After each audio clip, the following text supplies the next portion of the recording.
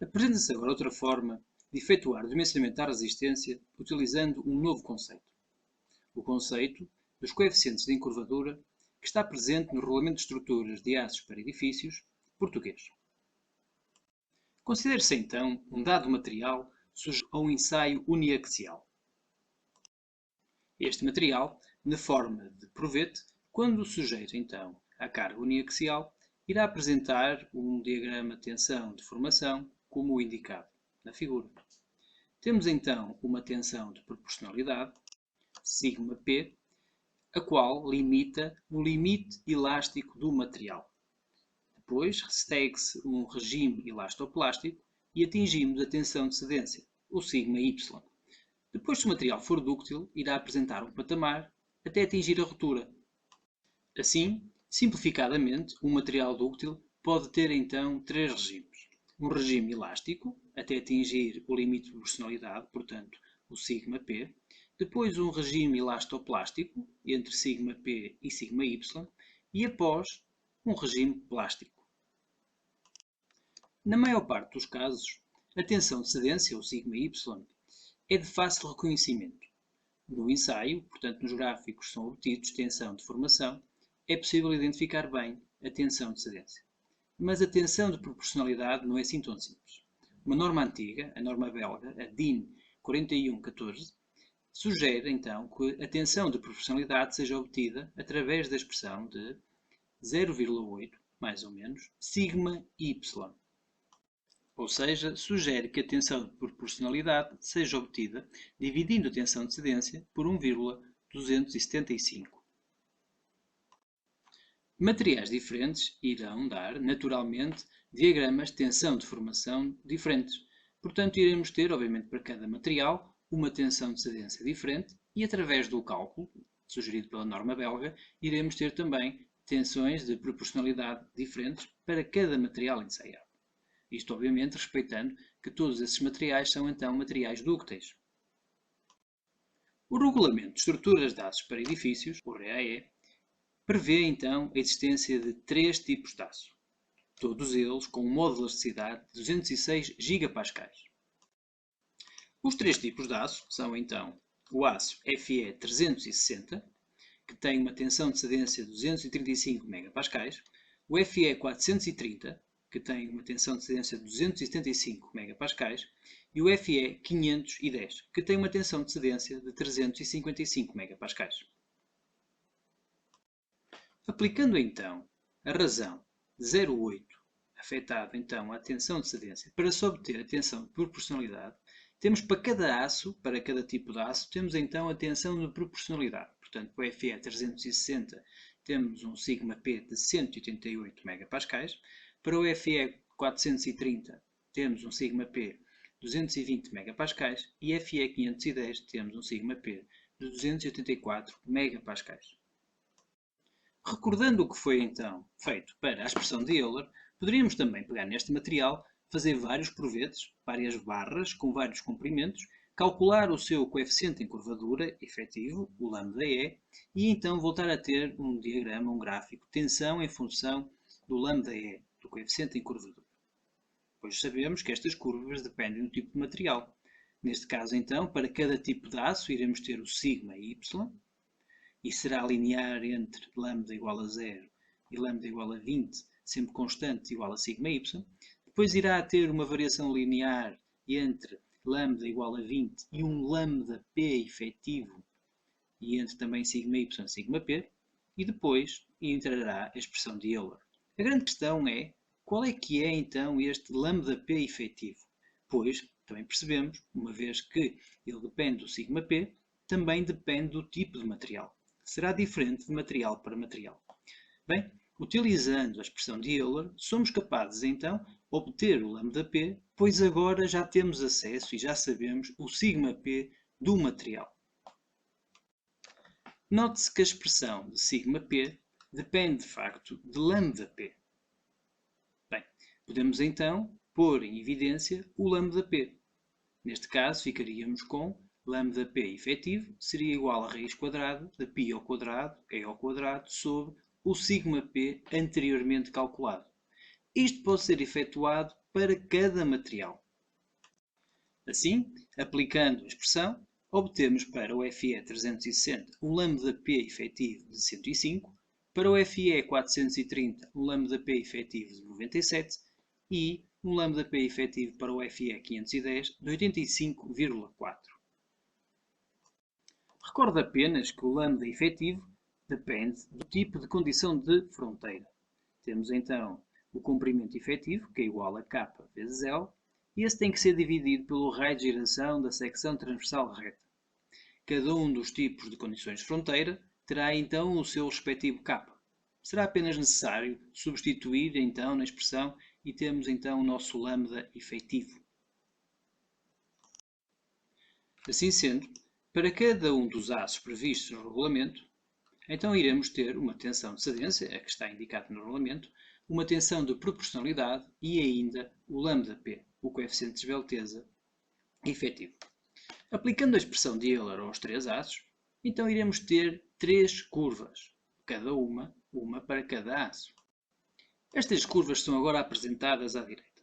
Vamos nos concentrar primeiro na curva vermelha, a curva correspondente ao aço FE 510. Note-se que inicia com o valor 355 quando lambda é igual a 0 e quando chega a lambda igual a 20, estamos ainda no patamar dos 355. De seguida, tal e qual como já foi previsto para outros tipos de material, a curva vai então entrar numa reta descendente até chegar a lambda de 85,4 e a expressão está aí indicada a vermelho. De seguida, então a curva, a vermelho, irá entrar numa curva exponencial que é regida pelo π² sobre lambda-E ao quadrado. E essa curva irá então partir de 85,4 até um valor teoricamente infinito. Bem, se olharmos agora para a curva a verde, que é a curva do aço FE 430, verificamos que ele entra então, quando lambda é igual a 0, em 275 MPa, mantém um patamar constante até chegar a um lambda-E de 20, e entre 20 e 97, pois 97 é o seu coeficiente de esbelteza efetivo, tem então e assume uma expressão linear indicada a verde. Após o valor de 97, lambda igual a 97, assume então também a expressão de Euler. Note-se que ambos os aços, tanto o FE 360 como 430, têm o mesmo modo de elasticidade. Todos os aços no regulamento são indicados com o mesmo modo de elasticidade. O que significa então que a expressão de Euler, portanto a parte exponencial do nosso gráfico, é constante, é igual em todos os três aços. É π² é sobre lambda-E ao quadrado. Por isso a expressão, a partir do valor 97, encaixa na expressão que vinha de 85,4 da reta vermelha e, portanto, é coincidente. Note-se agora o que acontece com o aço FE 360. É algo muito semelhante. Iniciamos então com uma tensão de cedência de 235, que se mantém constante até atingirmos o lambda igual a 20 e depois varia de forma linear, com a expressão que está escrita a azul, até ao valor de lambda igual a 105. A partir desse valor, então, até ao infinito de lambda, ele assume novamente a mesma expressão dos outros dois aços, que é π² sobre lambda-E ao quadrado. Isto porque, torno a repetir, o modo de elasticidade, o E, é igual em todos os três aços. Bem, mas estas seriam as tensões que nós iríamos obter como condicionantes para o nosso dimensionamento, em função do lambda, caso estivéssemos a usar apenas a formulação de Euler. Mas o regulamento vai mais longe. O regulamento assume as três curvas dos três aços e aplica um coeficiente de segurança de 1,8 à expressão de Euler. Ou seja, para barras longas ou esbeltas, para o FE 360, para os valores de lambda superior a 105, vamos então pegar e vamos afetar o π² E sobre lambda E ao quadrado por 1 sobre 1,8. E repetimos o mesmo para o FE 430, apenas na expressão para além do lambda igual a 97, que é a mesma, e para o FE 510, apenas para a expressão para lá do lambda igual a 85,4. Entretanto, já alterei o gráfico e podemos ver então que o diagrama de facto modificou. Note-se que, agora, entre o patamar entre lambda para o FE 510, que é então a curva a vermelho, entre lambda igual a 0 e lambda igual a 20, então, mantém-se os 355 megapascais, pois não é essa fase que é alterada. O que foi alterado foi só acima dos 85,4 para o lambda. Esse valor foi alterado, e então quer dizer que a nossa reta entre 20 e 85,4 também vai ficar alterada. Passará então a ser definida pela expressão que está a vermelho. De seguida, entra uma curva exponencial, que será a curva definida por sigma igual a π ao quadrado E sobre 1,8, o tal fator de segurança, lambda E ao quadrado, e então é aí a grande diferença. Para o FE 430, entramos então no patamar entre 0 e lambda igual a 20 de 275. De seguida, ele vai seguir a expressão que está escrita a verde, que é igual a 314,74 menos 1,987 lambda, até atingir o valor de 97. E aí torna a encaixar na expressão exponencial dada por sigma igual a π ao quadrado E sobre 1,8 lambda E ao quadrado. É a mesma curva do aço anterior. Para o FE 360, mais uma vez, inicia-se com o seu sigma y, que é 235, e mantém-se constante até atingir o valor de lambda igual a 20. De seguida, assume a reta escrita a azul, 265,8 menos 100 menos 1,541 de lambda, até atingir o valor de 105 com o lambda. E aí encaixa novamente na expressão exponencial sigma igual a π ao quadrado E sobre 1,8 lambda E ao quadrado. Pronto. Esta é então a grande diferença da curva, das várias curvas, que nós obtemos com a expressão de Euler para as curvas que o regulamento nos obriga a utilizar. O regulamento, então, afeta de um fator de segurança de 1,8 a expressão de Euler. É assim, desta forma, que o regulamento, então, impõe o dimensionamento estrutural à encurvadura. Pode-se, então, dimensionar uma viga coluna em curvadura, um carregamento axial de compressão, então, garantindo que o esforço aplicado, o NSD, sobre a área, é inferior ao σRD. Atenção, já tendo em consideração o efeito da encurvadura. Portanto, esta tensão σRD será então a tensão resistente, o R de resistente, terá que ser menor que a tensão σSD, vamos considerar o S como de serviço, portanto aquela que foi calculada. O σRD são então as várias curvas que nós temos apresentadas no gráfico a vermelho, a verde e a azul, respectivamente para os aços FE 510, FE 430 e FE 360. Se organizarmos as curvas, então, pelo tipo de aço, verificamos então que para o FE 510, se lambda inferior a 20, o σRD é 355 megapascais. Estou apenas a seguir então a indicação das curvas. Entre 20 e 85,4 para o lambda, então o σRD é igual à expressão de 415,5 menos 3,03 lambda E. E se lambda for superior a 85,4, então o σRD assume o valor de π quadrado E sobre 1,8 lambda E quadrado, sendo lambda E o valor da coeficiente de encurvadura que tiver a nossa barra ou a nossa viga coluna em causa. Se o aço for o FE 430, então as expressões são as indicadas agora a verde. Se o lambda for inferior a 20, será σRD igual a 275. Se o lambda estiver contido entre 20 e 97, o σRD é igual a 314,74 menos 1,99 lambda E. E se o lambda for superior a 97, então o σRD será igual a π quadrado E sobre 1,8 lambda E quadrado.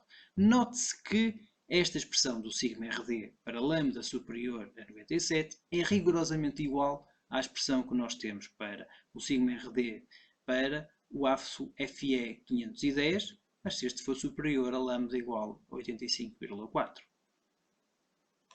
Por fim, para o aço FE 360, então se o lambda for inferior a 20, o σRD é igual à tensão de cedência do aço Fe 360, que é 235, e se o lambda estiver contido entre 20 e 105, então será regido pela expressão linear de 265,82 menos 1,54 lambda-E.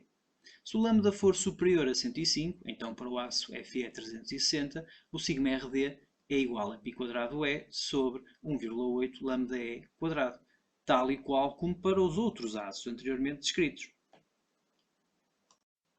Numa tentativa de simplificar ainda mais o dimensionamento, o regulamento divide as expressões de cada um dos aços, portanto, cada uma das tensões resistentes dos aços, pela respectiva tensão de cedência, o σy, permitindo então obter o chamado coeficiente de encurvadura, que aqui é representado pela letra φ, sendo então que φ é igual ao σRD asterisco a dividir pela tensão de cedência do material.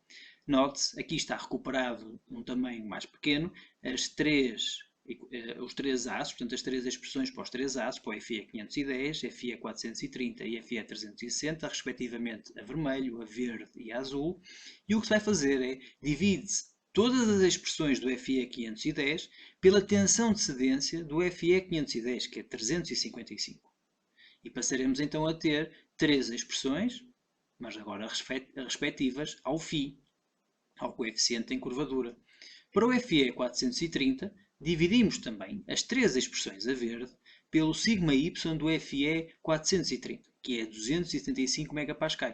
E passamos então a ter três expressões para o coeficiente de encurvadura, também cada uma delas para o lambda menor que 20, entre 20 e 97 e para superior a 97.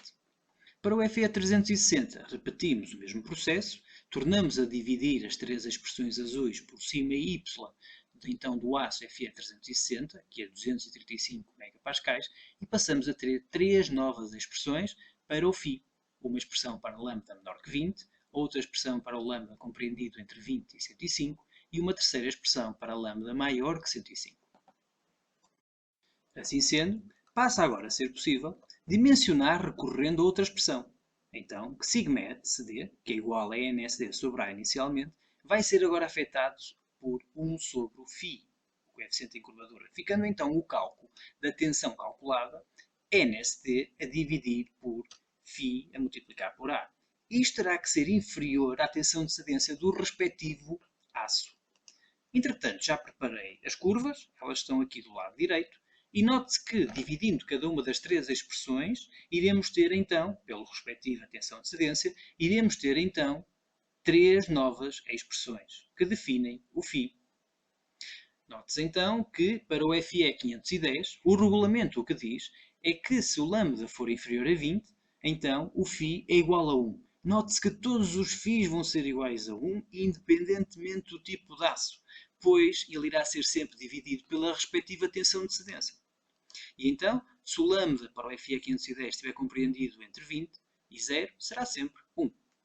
Se o lambda estiver compreendido entre 20 e 85,4, então irá assumir o valor da expressão lambda igual a 1,1723 menos 0,00862 lambda-E. Se o lambda for superior a 85,4, irá assumir então o valor de 3176 a dividir por lambda-E ao quadrado.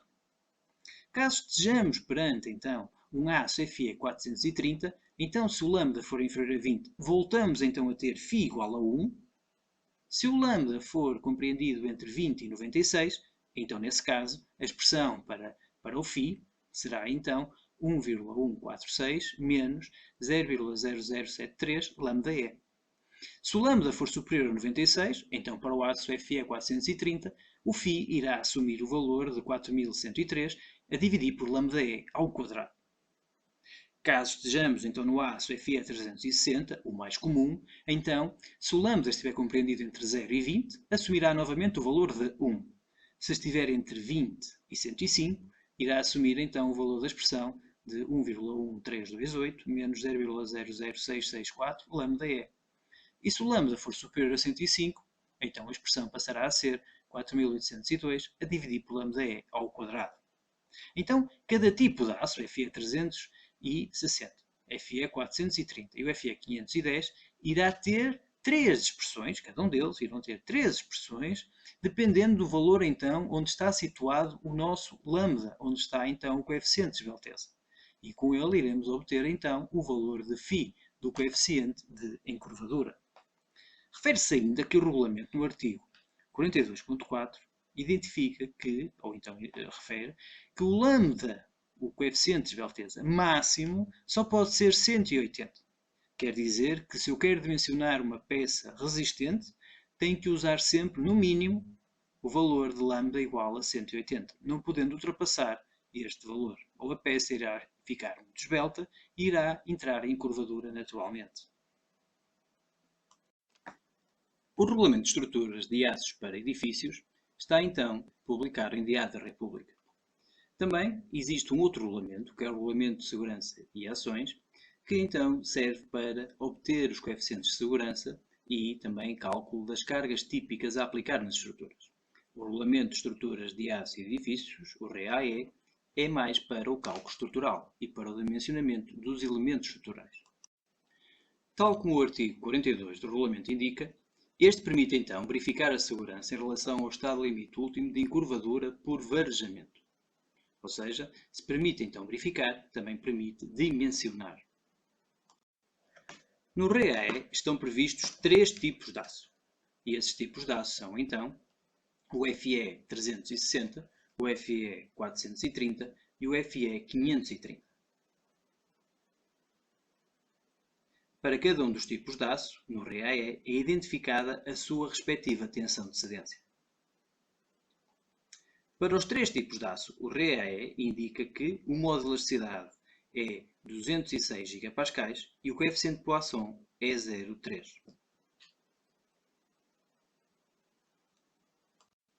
O REAE indica as tensões de cedência de cada um dos aços para esforços normais e para as tensões de corte. Portanto, nesta coluna temos as tensões normais e na última coluna temos as tensões de corte.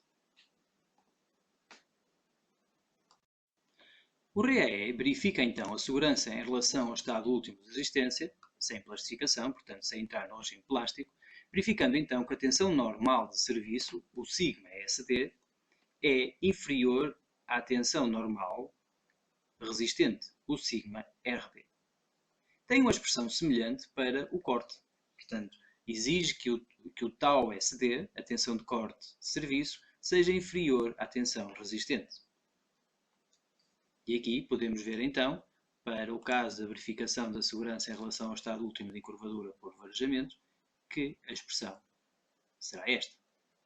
O REAE, tal e qual como já foi visto, então, obriga que o cálculo do σSD seja feito com a seguinte expressão. Diz-nos então que a tensão normal de serviço é igual à carga axial de serviço, portanto, a carga axial instalada pelo cálculo, é dividir pela área da secção transversal, vezes o coeficiente de encurvadura, o φ. E diz-nos que este φ depende, então, do coeficiente de esbelteza da barra, o lambda, cujos valores são definidos num quadro 2. Os coeficientes de encurvadura são então obtidos, como referido anteriormente, através de um quadro que está então plasmado no regulamento e as expressões do quadro são as expressões que já vimos há pouco. Portanto, teremos expressões para o φ, para o coeficiente de encurvadura, para o caso do FE 360, para o caso do FE 430 e para o caso do FE 510. Chama-se agora a atenção para algumas particularidades, então, em relação ao dimensionamento. Nunca o valor de lambda poderá ser superior a 180 para elementos estruturais, elementos que estejam sujeitos a cargas provenientes do cálculo. No entanto, caso um elemento seja apenas de contraventamento, esse sim poderá então exceder o valor de 180, mas esse valor de lambda também, mesmo para estes elementos de contraventamento, nunca poderá ser superior a 250. Depois, mais abaixo, o regulamento especifica como é que foram obtidos, então, os coeficientes de encurvadura φ. E explica-se que foram obtidos a partir da expressão de Euler, aplicando então um coeficiente de segurança de 1.8, tal e qual como já tínhamos referido anteriormente. Também é dito que para barras curtas, portanto com o lambda inferior a 20, o coeficiente φ é tomado igual à unidade, visto que em tais casos os efeitos de segunda ordem, portanto as grandes deformações, podem ser desprezadas. Para barras de esbelteza média, admite-se então que os valores de φ, portanto este ponto C, variam linearmente entre os anteriores referidos, portanto variam entre este valor aqui e este valor, tendo então a expressão linear, que é a expressão do meio, esta expressão aqui. E isto repete-se para todos os tipos de aço. Todas estas particularidades já foram vistas anteriormente, estão apenas a ser reforçadas agora com base no texto plasmado do próprio regulamento. Considere-se agora este caso de estudo. Considera-se uma coluna em aço em FE 360 constituída por uma barra com um perfil de NP 360. Esta coluna encontra-se apoiada por pinos, portanto é uma barra biarticulada, de comprimento 5 metros. Recorrendo ao regulamento, ao RAE, determina o valor máximo da solicitação axial atuante possível para este caso. Vamos considerar, então, neste exemplo, o coeficiente de segurança de 1. Bem, vamos começar então aqui a resolução.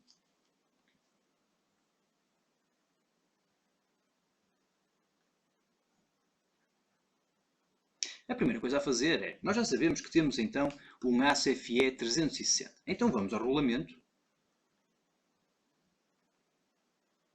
e vamos verificar para o aço FE 360 qual é que é a sua tensão de cedência e qual é que é o seu modo de elasticidade. Bem, a tensão de cedência, diz o regulamento, é 235 MPa. E o modo de elasticidade é 206 GPa. Vou já colocar em megapascais.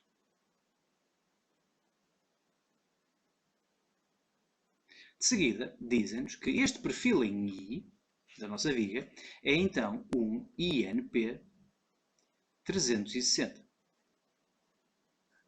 Sigo então para as tabelas técnicas.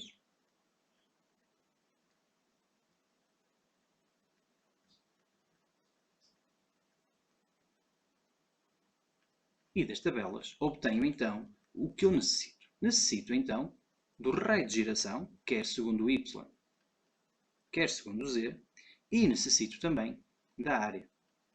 Nas tabelas vou ter acesso então a um raio de giração segundo Y de 2,9 cm, que é então 29 mm. E um raio de giração segundo Z de 14,2 cm e uma área de 97,1 cm². Mais uma vez, ambas as grandezas irei colocar em milímetros.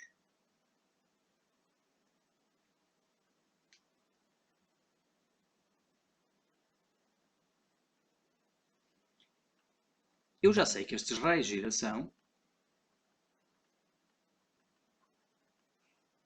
são então proporcionais aos momentos de inércia. O raio de giração, por definição,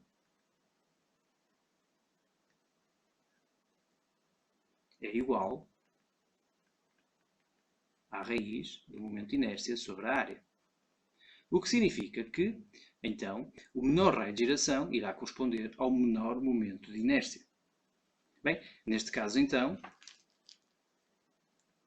o I de Y é igual à raiz de I de Y sobre a área. O que significa que o I de Y é igual à área vezes o raio de giração ao quadrado.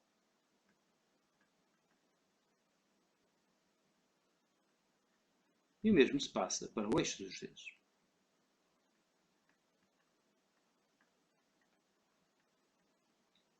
Ou seja, o momento de inércia é proporcional ao raio de giração. Quanto maior o raio de giração, maior o momento de inércia. Então, desta forma, eu estou interessado em saber o menor dos raios de giração para efeitos de dimensionamento.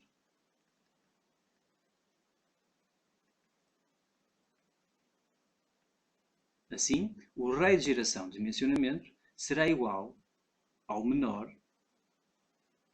do I de Y e do I de Z. Portanto, será igual a 29 milímetros. Isto acontece, pois a viga coluna, entra em curvadura segundo o eixo com o menor momento de inércia.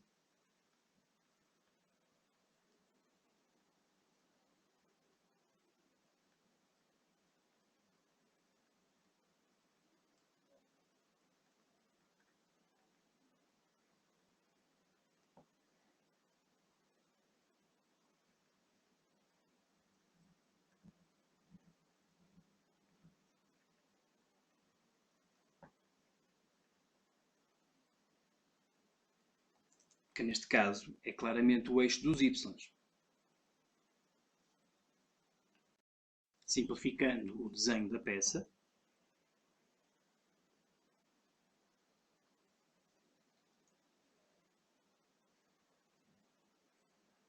considerando então o eixo dos y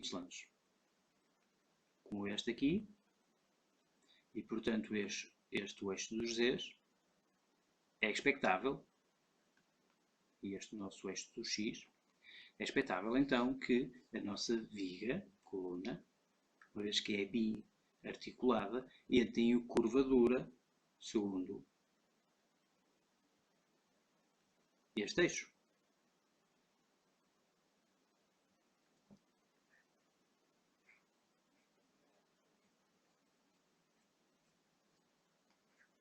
E não segundo o eixo dos z's, onde ela é mais forte à flexão. Pode-se passar então agora ao cálculo do coeficiente de esbelteza.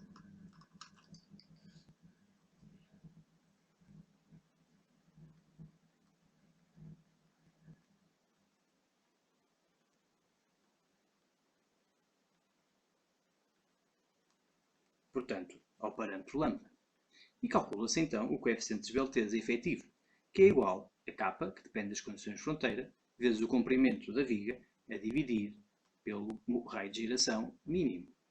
Bem, olhando então para as condições de fronteira, verificamos que temos uma viga que é biarticulada.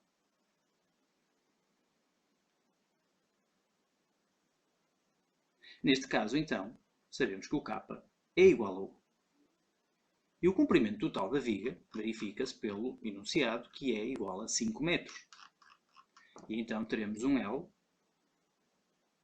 igual a 5 metros. Bem, podemos então escrever a expressão, colocamos 1 vezes, vamos colocar o comprimento em milímetros, será então 5.000, a dividir pelo raio de giração, que irá entrar então em milímetros. Isto irá dar-nos então um coeficiente de esbelteza igual. Reparem que este coeficiente é adimensional.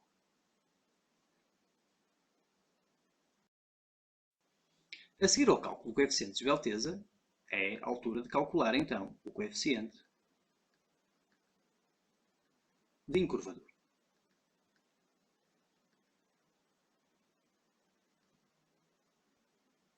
O φ. Bem, para isso temos então que recorrer ao RAE e sabemos então que para um FE 360 temos, caso o lambda seja então inferior a 20, o φ é igual a 1. Caso estejamos entre 20 e 105, então o nosso φ será regido por esta expressão.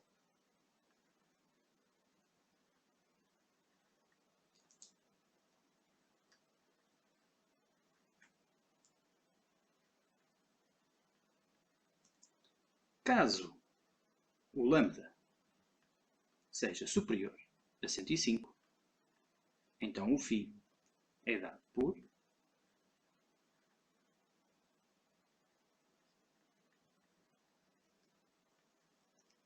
4.802 a dividir pelo lambda efetivo ao quadrado. Estamos claramente nesta situação, pois o nosso lambda efetivo é igual a 172,41. Então, uma vez que lambda efetivo é igual a este valor, que é superior a 105, o nosso φ é calculado com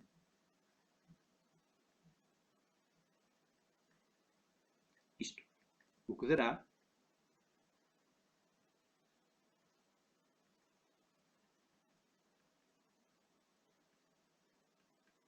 um φ final de 0,1615. Bem, então podemos calcular a tensão atuante. A tensão atuante vai então ser calculada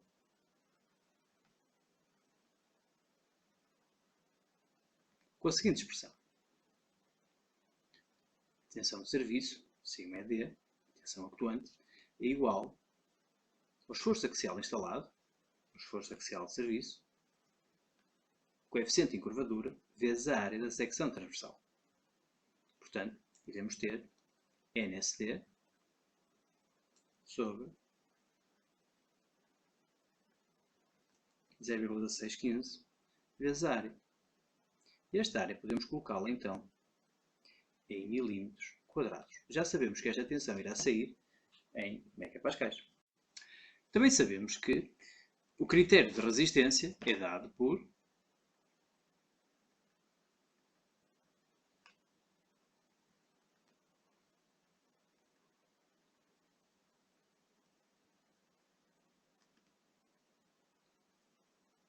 tensão de serviço tem que ser menor que a tensão admissível. E a tensão admissível é igual para todos os efeitos à tensão de cedência sobre o coeficiente de segurança. Bem, neste caso, já tínhamos indicado que o coeficiente de segurança era 1. E a tensão de cedência para o aço em causa é 235 megapascais. Portanto, ficaremos com os mesmos 235 megapascais. Assim, garantindo que o σSD é menor que a tensão admissível, chegamos à expressão NSD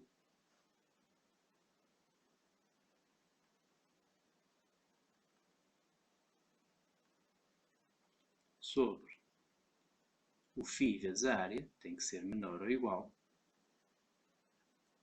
que 235 megapascais. Isto irá dar-nos então o valor σSD, sigma NSD, tem que ser menor ou igual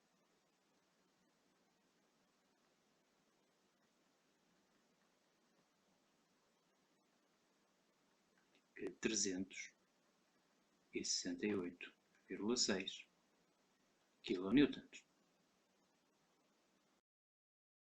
Assim, o valor NSD de 368 kN será o valor máximo de esforço axial à compressão que o nosso perfil INP 360, dado numa viga-coluna com um comprimento total de 5 metros, poderá então suportar sem entrar em encurvadura.